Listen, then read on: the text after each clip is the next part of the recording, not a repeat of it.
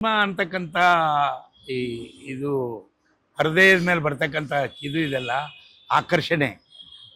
ನನಗೂ ಒಂಥರ ಆಕರ್ಷಣೆ. ನಾನು ಒಂದ್ಸಲ ಅವು ಹಾಡ್ತಿದ್ದೇವಲ್ರಿ ಆ ಊರಲ್ಲಿ, ಒಂದಿಷ್ಟು ಎಲ್ಲರೂ ಹೇಳೋರ್ಗು, ಗುರು ಇಷ್ಟೆಲ್ಲ ಚಂದ ಹಾಡ್ತೀವಿ, ಇಷ್ಟೆಲ್ಲ ಮಾಡ್ತೀವಿ, ಒಂದು ಸಿನಿಮಾದಾಗ ಹಾಡು, ಸಿನಿಮಾದಾಗ ಹಾಡು ಅಂದ್ರೆ ಹೋಗಿ ತಟಕ್ನ ಹಾಡ್ಬೇಕು ಅನ್ನುವಂಥ ಇದು ಮನಸ್ಸು ಅವ್ರದ್ದೆಲ್ಲ. ಈಜಿ ಅಂತ ಗೊತ್ತಿಲ್ಲ ಅವ್ರಿಗೆ, ಏನು ಗೊತ್ತಿಲ್ಲ ರೀ. ಅದು ಮನಸ್ಸೇನು ಇತ್ತು ನನಗೆ, ಮಾಡಬೇಕು, ನಾನು ಹೋಗ್ಬೇಕು. ಈ ಕಾರ್ಯಕ್ರಮದಿಂದ ಹಿಡಿತಾ ಬಂತಲ್ರಿ, ಎಲ್ಲೋ ಹೆಂಗೋ ದುಡ್ಡು ಬರೋದು ನನಗೆ, ಕೆನಾಲ್ ಬಂದಂಗೆ ಬರೋದು. ಅಷ್ಟು ಕಾರ್ಯಕ್ರಮಗಳು ರವಿ, ನೀವು ನಂಬ್ತಿರೋ ಬಿಡ್ತಿರೋ ಗೊತ್ತಿಲ್ಲ.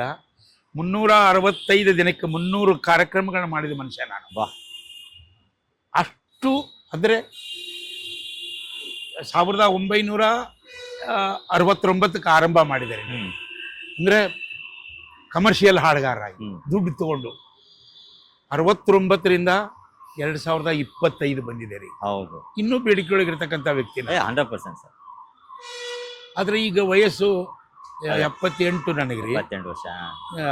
ಈ 78 ವಯಸ್ಸಿಗೆ ಒಂದಿಷ್ಟು ಶರೀರ ಸಾಥ್ ಕೊಡ್ತಾ ಇಲ್ಲ, ಮನಸ್ಸು ಲವಲವಿಕೆ ಇದೆ ರೀ. ಶರೀರ ಸಾಥ್ ಕೊಡ್ತಾ ಇಲ್ಲ ಅಂದ್ರೆ ಹಿಂದೇಟ್ ಆಗ್ತೇವ್ರಿ. ಆದ್ರೆ ಒಂದು ಕಾಲು 80ರಿಂದ ನನ್ನ ಅಂದಾಜು ಪ್ರಕಾರ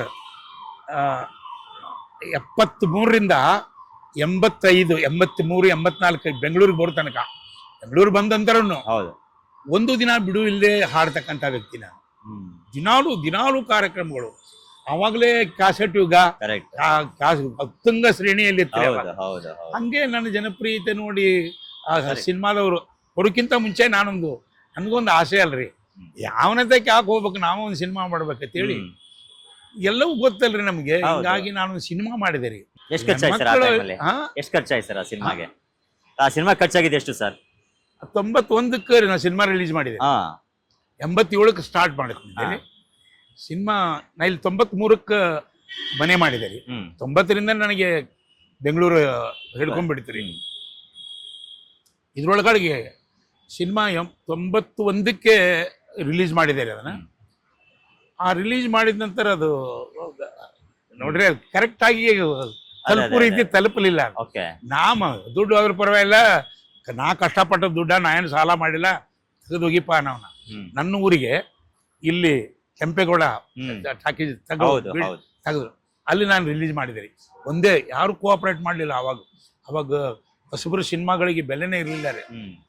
ಅಂತದ್ರಾಗ ನಾನು ಒಬ್ಬ ಕೌಂಟ್ ಆದೆ ರೀ.